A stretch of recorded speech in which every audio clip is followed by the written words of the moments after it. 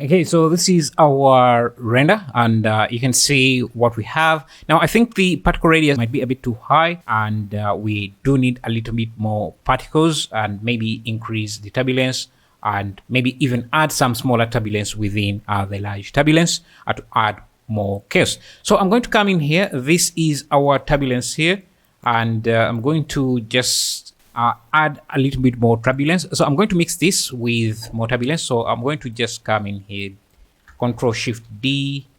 Actually, let me just grab this whole setup, Control Shift D to duplicate it. And I need high frequency turbulence. Let's give this 1, maybe increase the detail to 3, reduce the roughness. And I'm going to change this a bit. So let's scale this down. The time a bit. I'm going to use a math node and slow this down for the small frequency, and let's also offset the coordinates of this noise. Actually, let's use a mix node, mix vector here. You have to delete the back to see the new results. So, and let me first look at the small frequency noise. And let's scale this up first. So that's going to be our small frequency. And I wanted to add some offset to this, so that it's not the same as the other.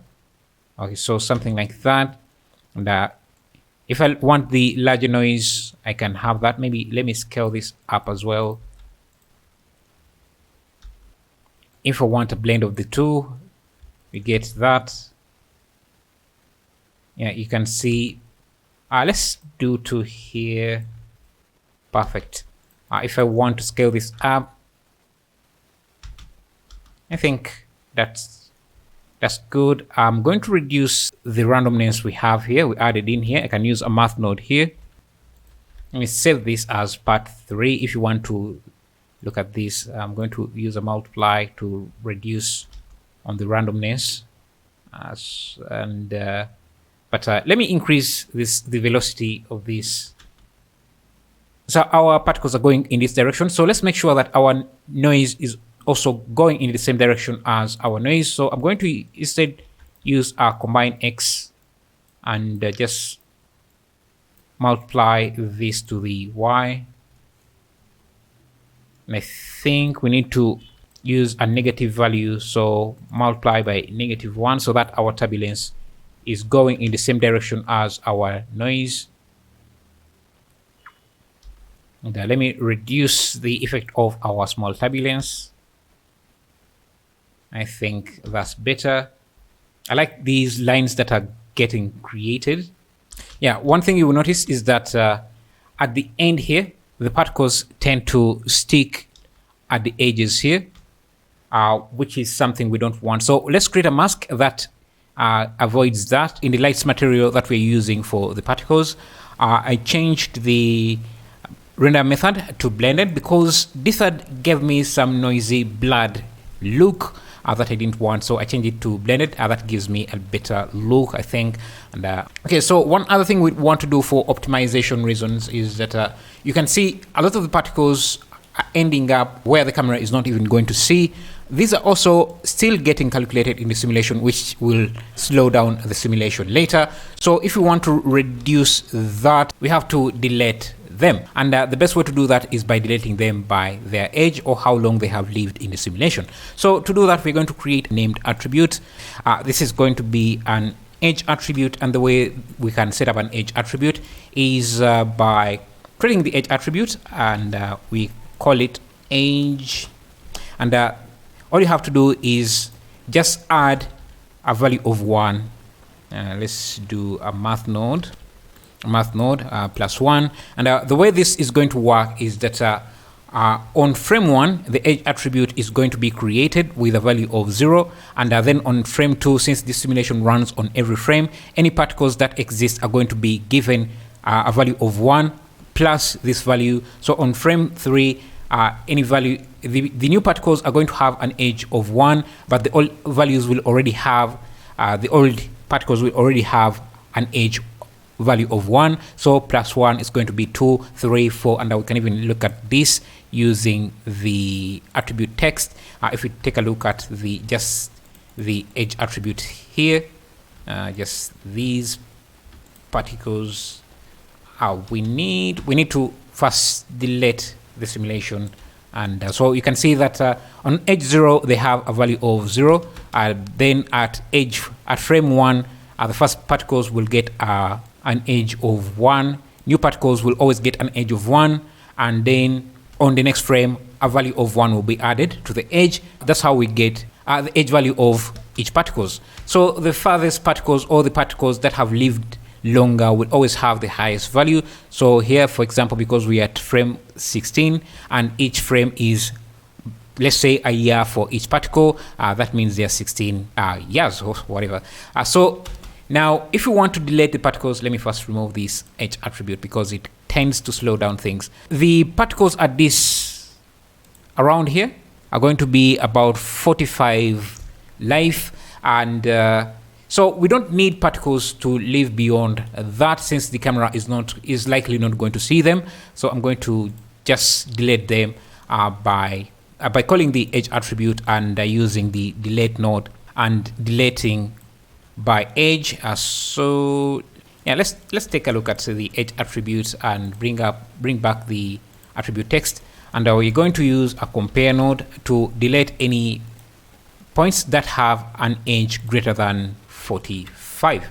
So you can see that anything beyond 45 is going to be deleted. If this is not there, particles can live beyond that. But yeah, we don't want that since they are not going to be seen in the render. So I'm just going to remove them, which is going to simplify our simulation, making it easier to run.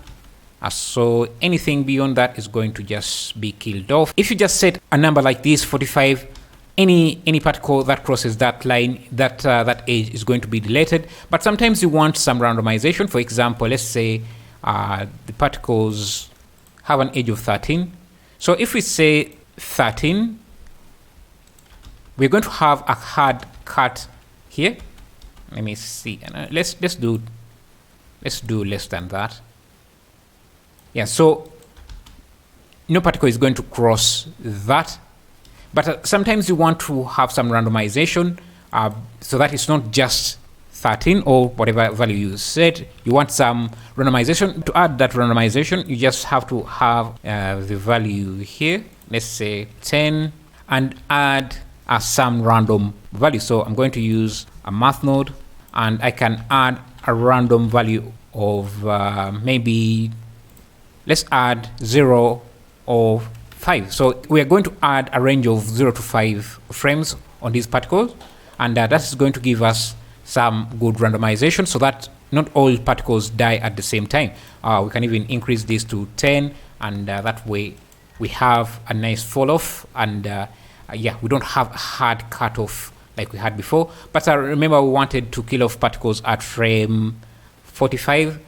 So I'm going to just keep the range very short to 3 like that. That way particles die at around age 45. Yeah.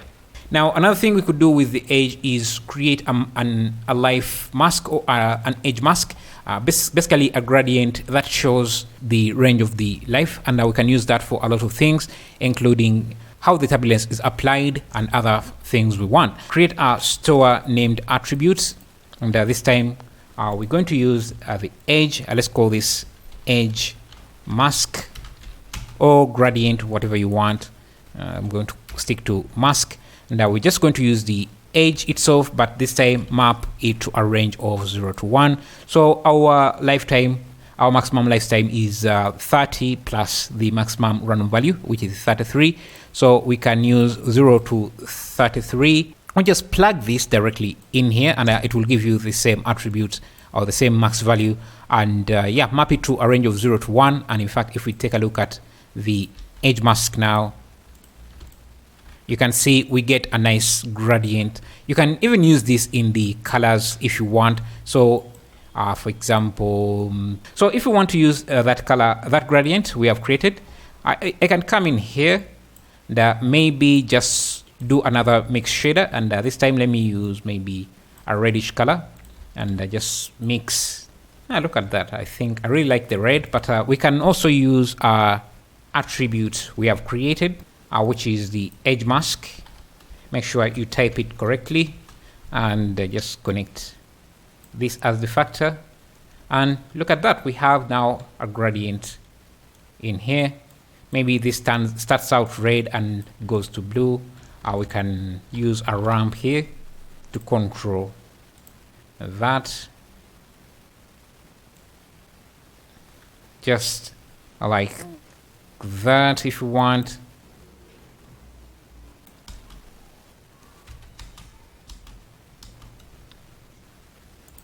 And, maybe we can add a sky texture, bring the elevation down so that it's nighttime,